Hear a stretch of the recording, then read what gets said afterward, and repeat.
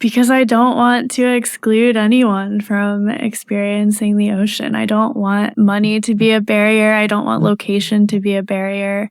I don't want ability or disability to be a barrier.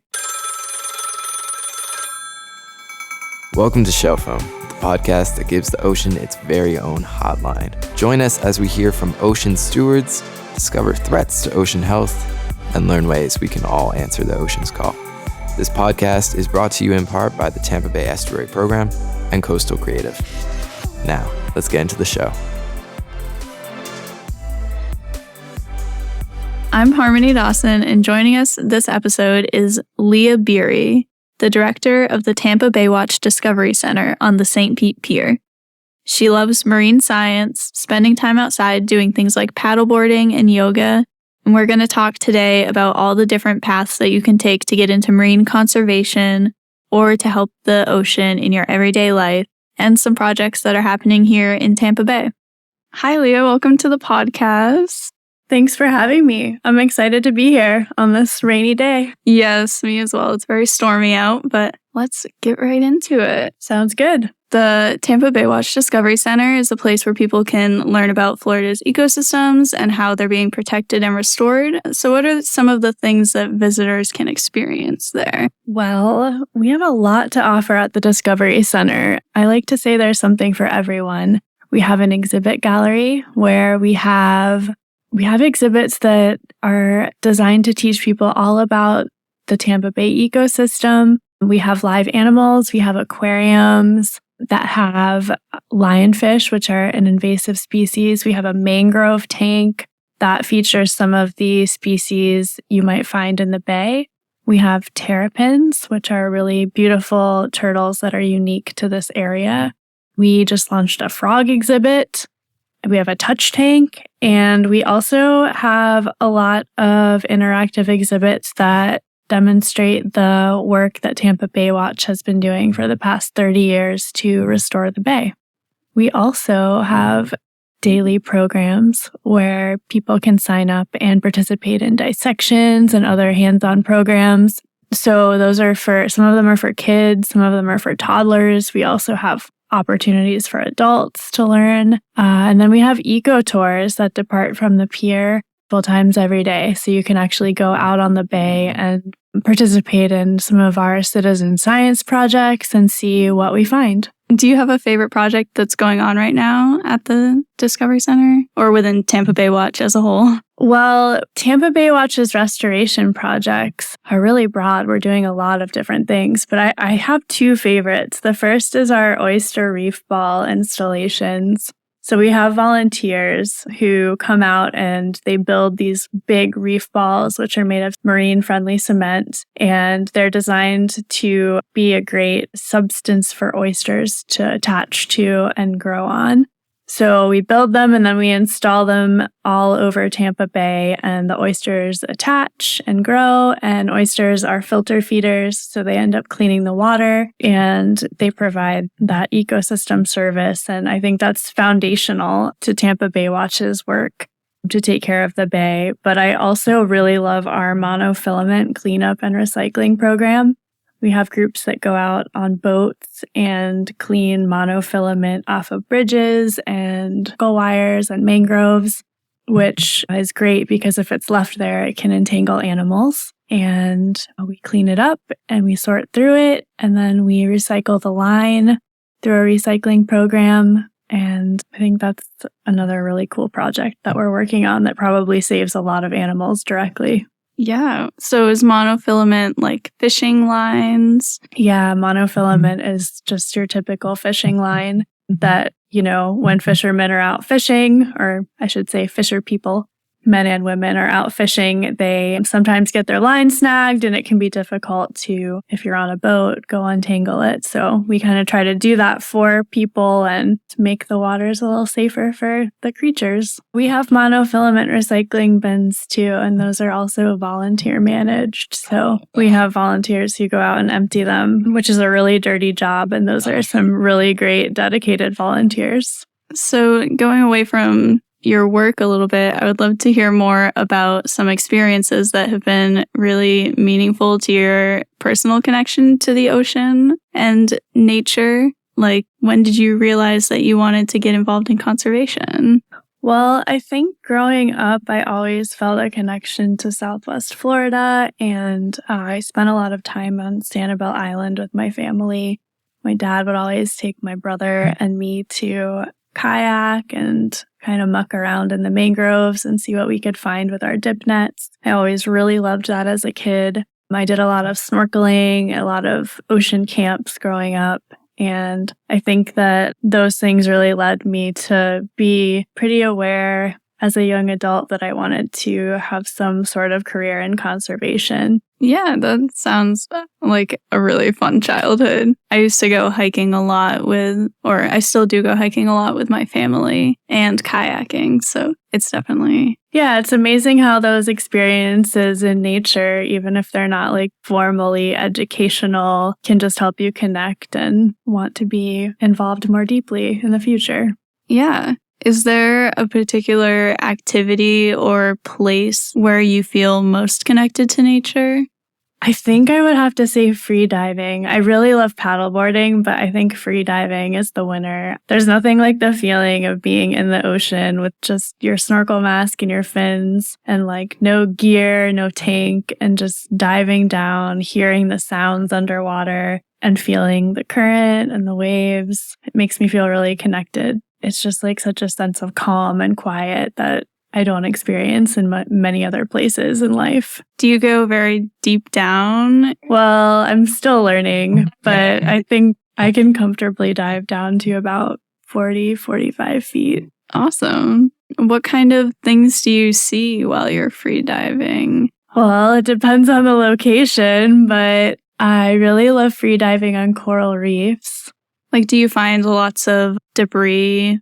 Do notice that a lot of times when I'm diving, I'll notice plastic particles in the water. So that's a real problem for the ocean. But, I also see a lot of animals, and sometimes even I've gone free diving offshore before in just like a random spot in 200 feet of water, and there were jellyfish and mahi-mahi and a triple tail. So it's really amazing how anytime you dive in, you see some sort of life, no matter where you are.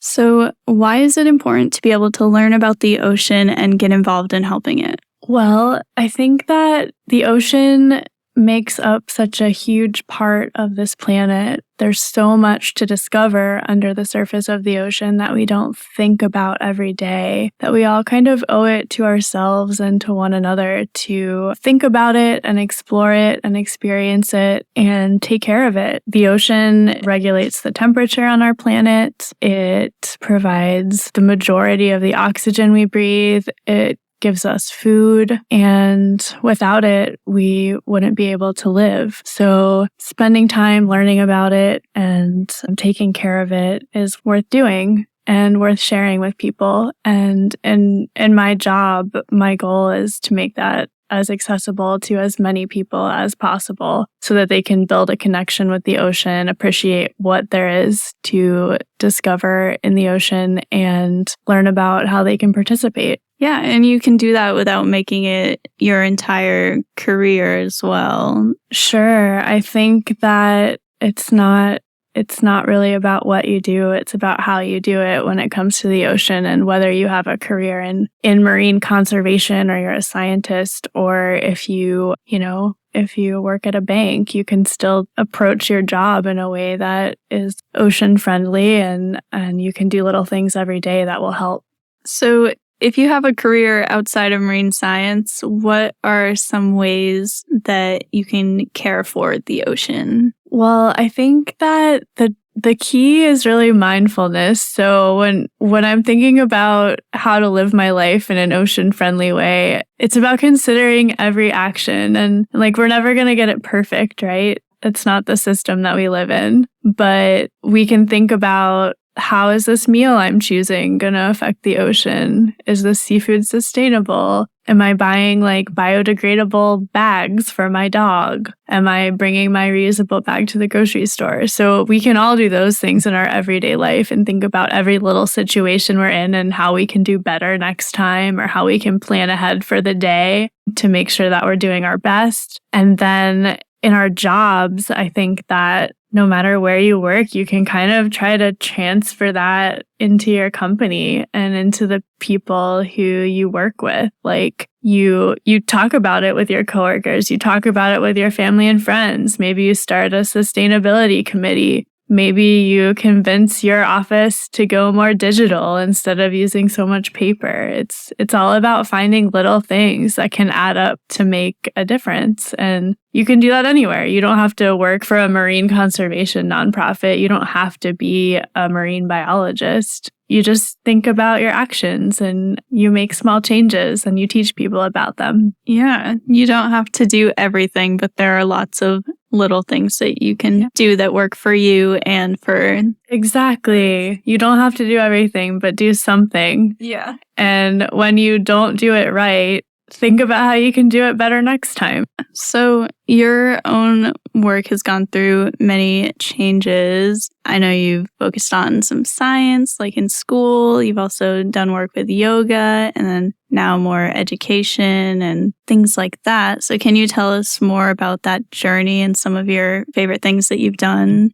Sure. So I think in my career, I think I've at times felt a little bit worried about how different some of my experiences have been. I've felt like I wasn't developing maybe one skill set or one career path enough, and I was trying too many different things, and I was never sure where it would lead.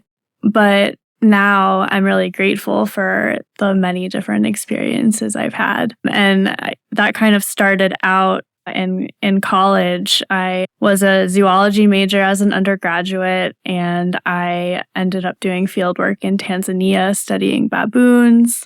I, after that, spent some time in Tanzania snorkeling and kind of was reminded of how much I love the ocean and being in the ocean. So I started an internship with a marine science education nonprofit in college, teaching summer camps and marine science programs. And then I ended up working as the director of operations for that nonprofit, so doing less education and more day-to-day stuff where I was learning how to run a facility and an organization really sustainably. And then I continued down that path and worked as a director of communications for the same organization and really got into how to translate science into something that the general public can feel excited about and understand. I also did my master's degree in fisheries management. I ended up there because I watched a documentary about sustainable seafood and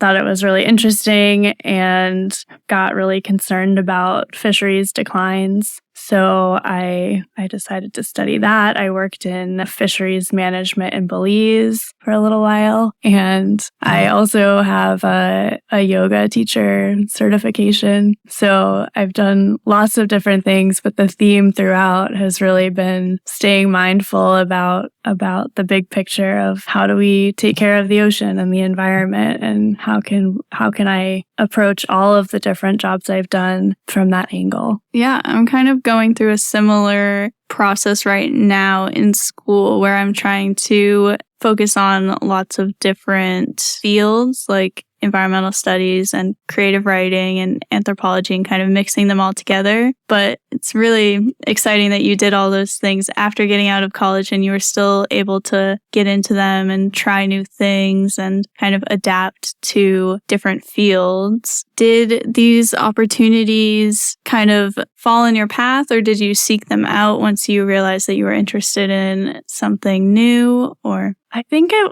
it's a combination of the two. I think that the way I've approached my career, and I don't think there's one right way to do it, right? But the way I've approached my career is just kind of following what feels interesting and exciting to me in the moment. So every time an opportunity presents itself, I kind of just consider whether or not it sounds like something that would be worth my time and feel meaningful. And that can look like a lot of different things for me. So Yeah, like there have been times, for example, with my graduate school program when I thought, wow, I'd really love to know more about fisheries and about sustainable seafood, and I actively pursued that path. But there have been other times, for example, I did some work with queen conch aquaculture, and that was a connection that was made more spontaneously, but it seemed really, really exciting. So I went down that path, even though it wasn't closely related to where I thought I was going at the time. Yeah. Did all of those experiences kind of build on each other? Like one helped you with the next, or were they kind of more separated? Yeah, I think no matter what you do for work,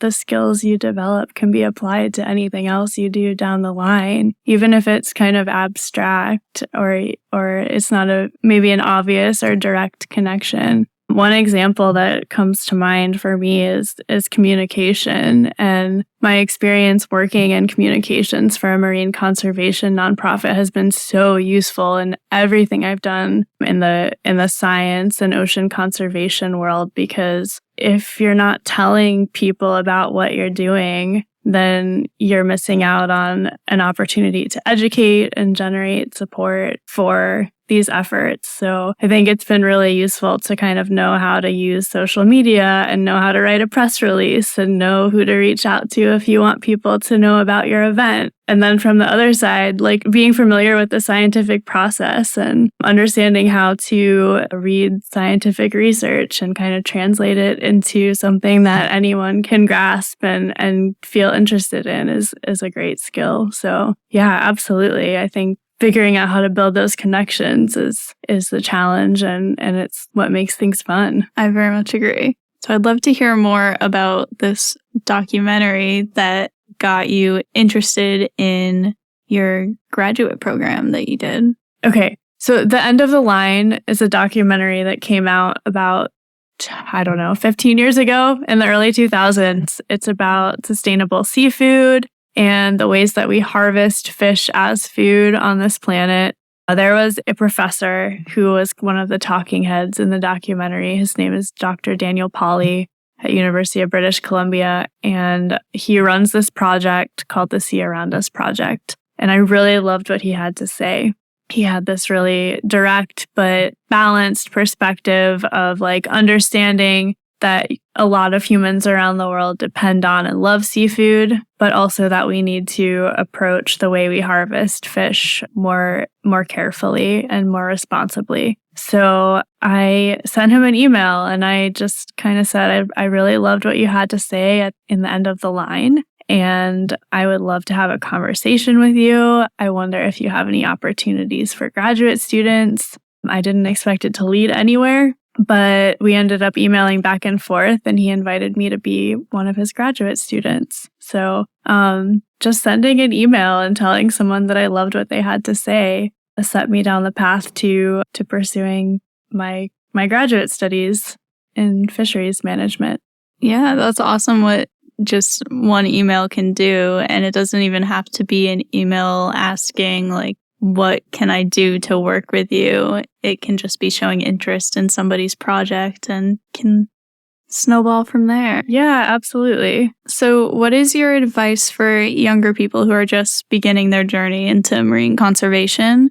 I think my piece of advice would be, well, I have a few actually. One of them would be experiment. So just test the waters. If there's something that you hear about and you think that sounds fun, try it. And if it's not for you, then move on to the next thing until you find a place that feels right. And maybe that place isn't going to feel right forever. I think, trying things is really important. And also not feeling intimidated. I think when I was a young college student, I felt a little bit intimidated about contacting scientists and professors about participating in their projects because I thought, wow, these people are really busy and really smart, and why would they want to talk to me? But now kind of being on the other side of that, I realized that people love when you reach out to them about their work and when you want to get involved in their work. And I think that just sending an email to see if there are opportunities is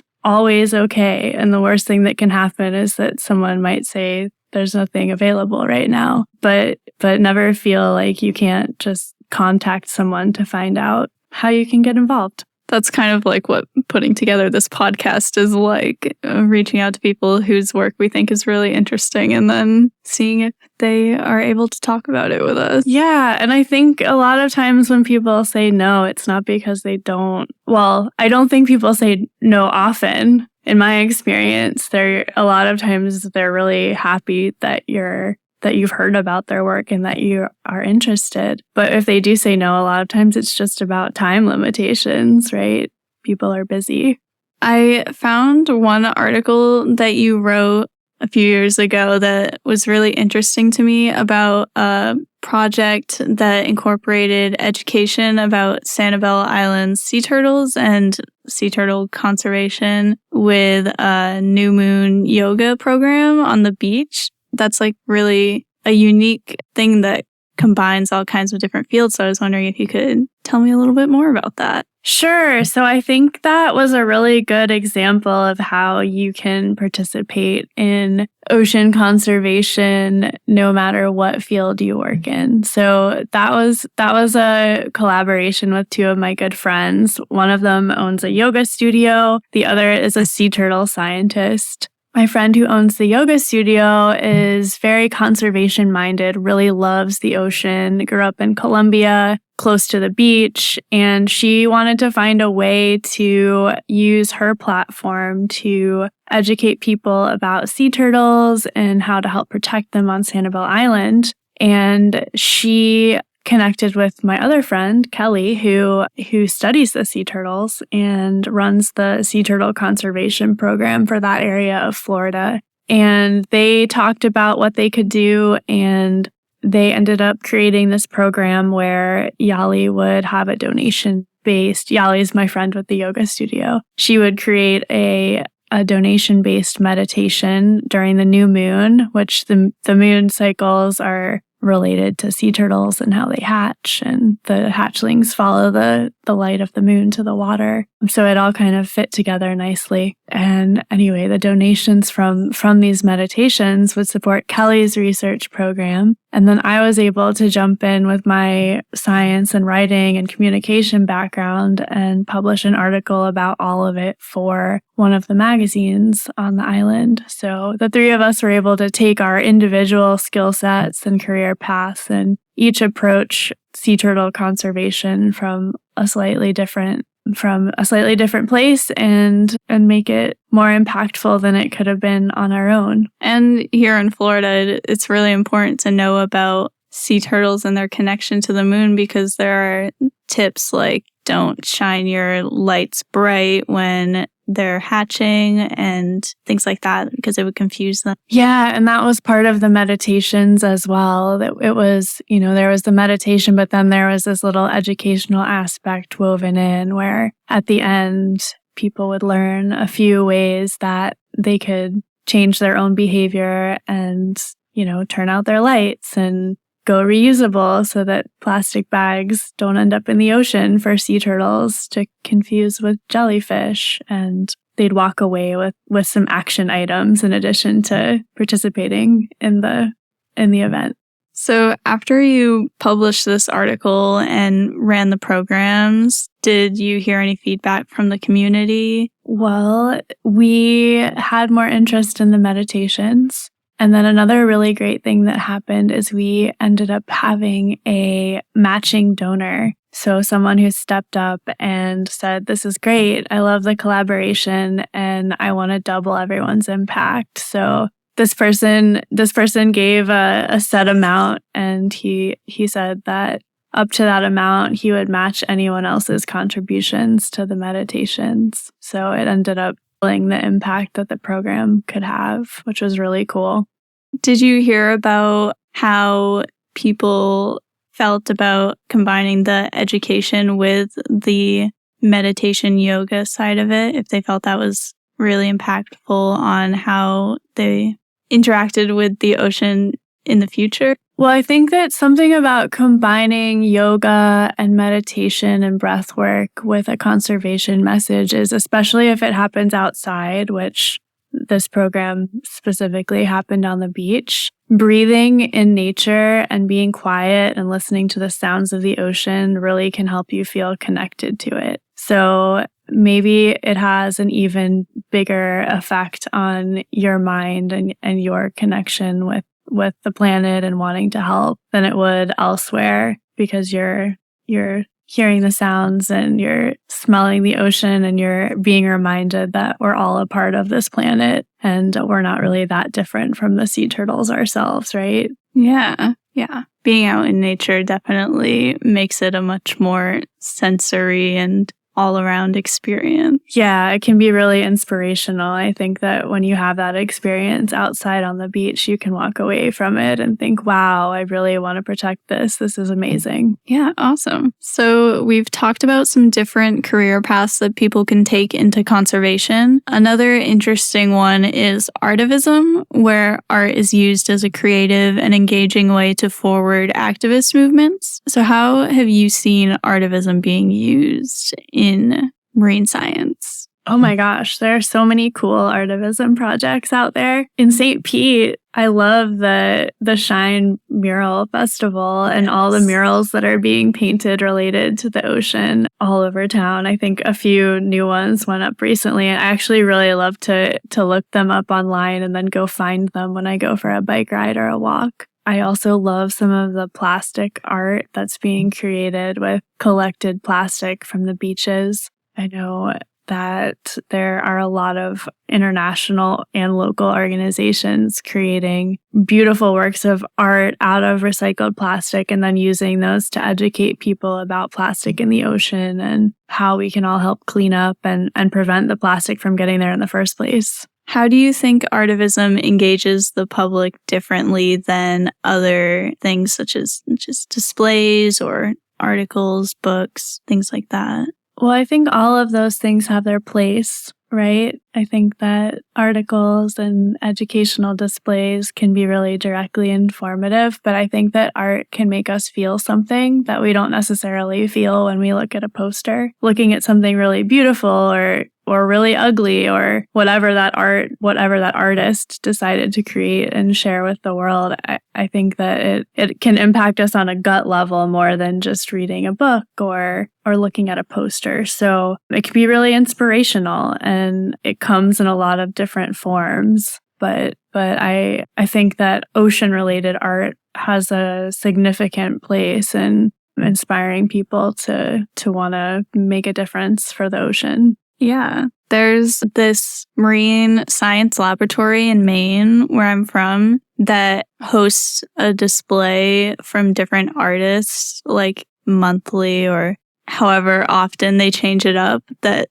side of their actual laboratory that makes it so much more interesting to walk in and see where the connection is between the art and the science that they're doing. It can be so eye-catching. One of the things I've been following recently is the Surfrider Foundation has a contest every year where they ask people to collect plastic from the beach and create artwork with it. And then they post what people contribute on social media. And some of it is just so creative and beautiful. But you also look at it and you think, oh my gosh, I can't believe all of that came out of the ocean. Do you personally do any art projects with plastics that you may pick up while out diving or at cleanups? Or I actually have an Instagram account that's dedicated to shells. I really love shells. I like to learn about shells, and I do a lot of creating images with my shells and taking photos and posting it on that account. But when I travel, I like to take pictures of what I find in a specific location. And I think that it's interesting for people to see that maybe on this specific beach in Puerto Rico, all I found was cigarette butts. That's meaningful, and that sends a strong message. It is also really nice to see the not so negative images of nature, focusing on the beautiful shells and things. Yeah, but it's always a mix. It's always a mix what you find. I'm curious, do you have a favorite shell that you've ever found? Well, my favorite shell is the queen conch. They're so beautiful, and I've worked on queen conch aquaculture a bit, and Their life cycle is really fascinating. They're also herbivores. I'm a vegan, so I kind of love how I have that in common with the Queen Kong.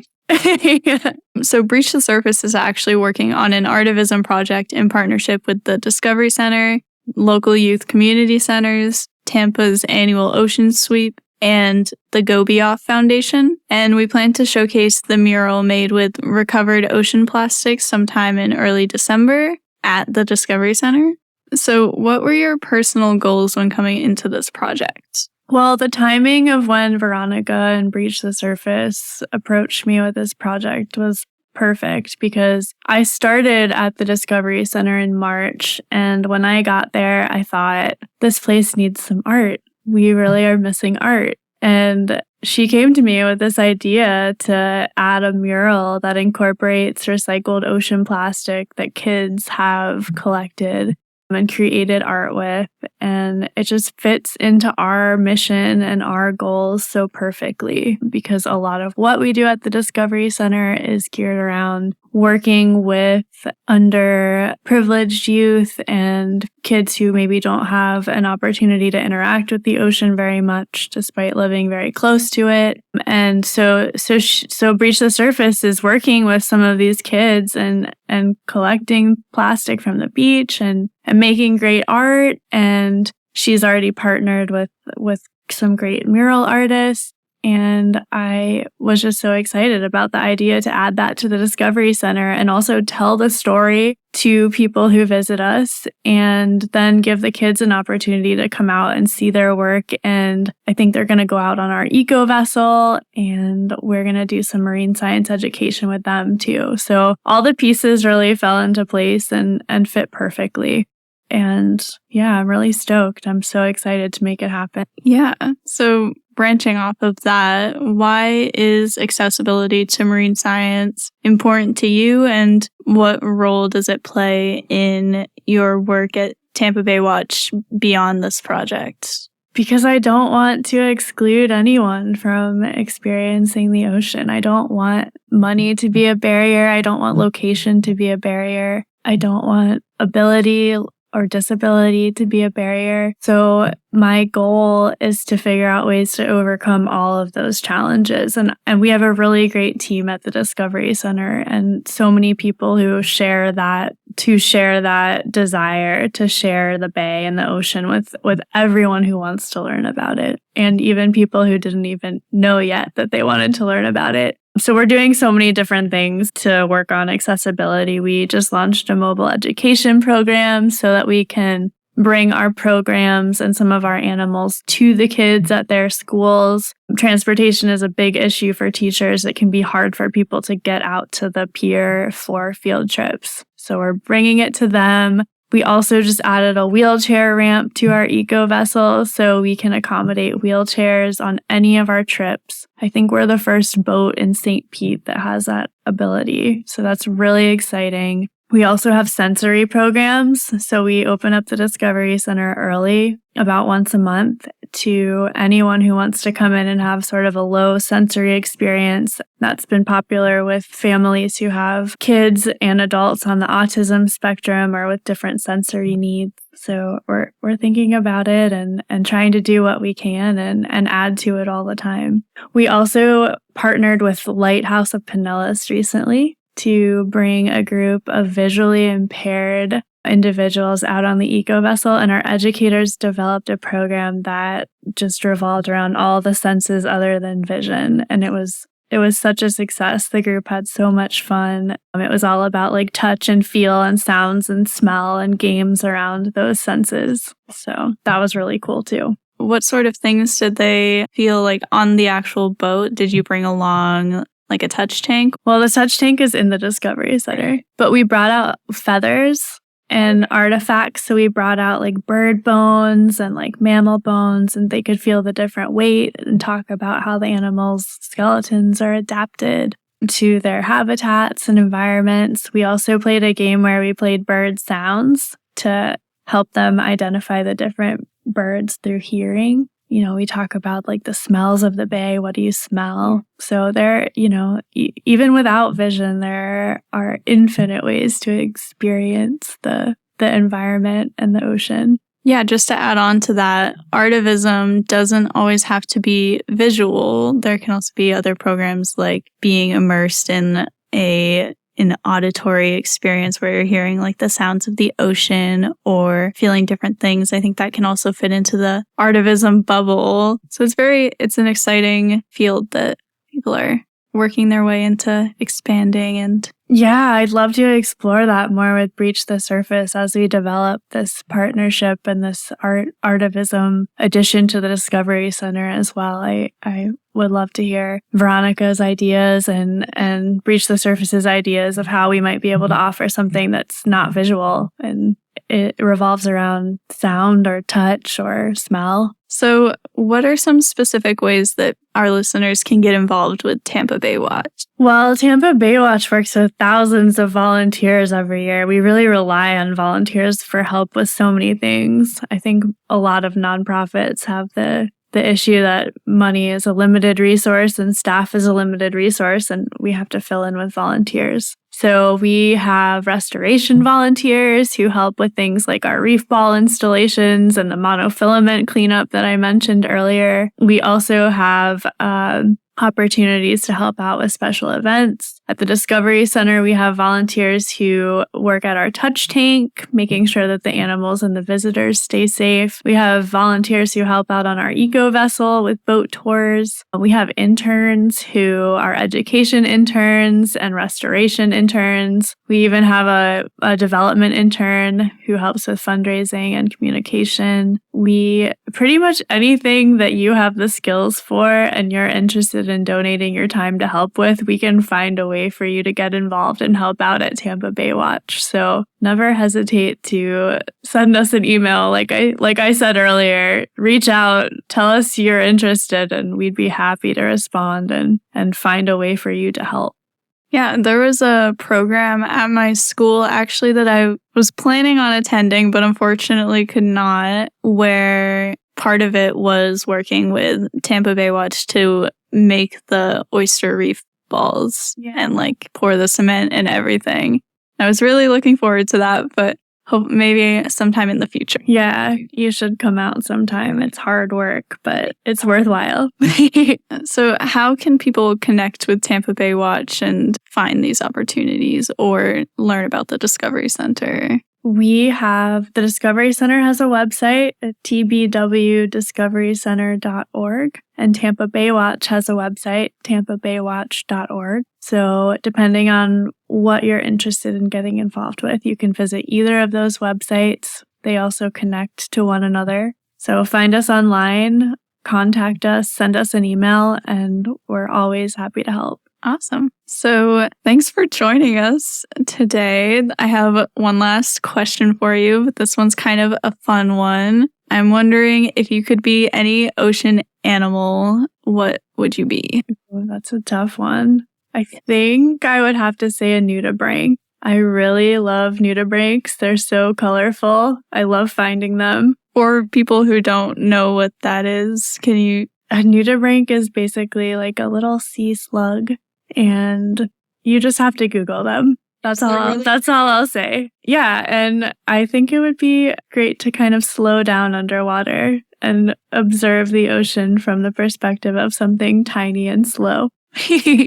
Yeah, I was thinking about this, and I think I would want to be a jellyfish who is just like floating around in the ocean without a care in the world. Going with the flow. I love that. Yeah, just letting the current carry you. Yeah. Veronica, would you like to add what animal you would be? So my animal, I believe mine was the cuttlefish, right? We discussed earlier. Yeah. I wanted to be a cuttlefish. I don't really know why I want to be a cuttlefish. Honestly, it was like one of the first marine mammal I learned about in marine science, like one in high school. I remember just being like super shocked of like everything this creature could do and like how like sneaky they were and like how like they found a way to like reproduce so like under the radar, you know? And I was like, these are just some really smart like squid looking things and I'm going to learn about this and I'm going to be one. So that would be my animal for sure. Thanks for tuning into Shell Phone. You can learn more about our upcoming projects over on our website at breachthesurface.org or by following us on social media at Breach the Surface.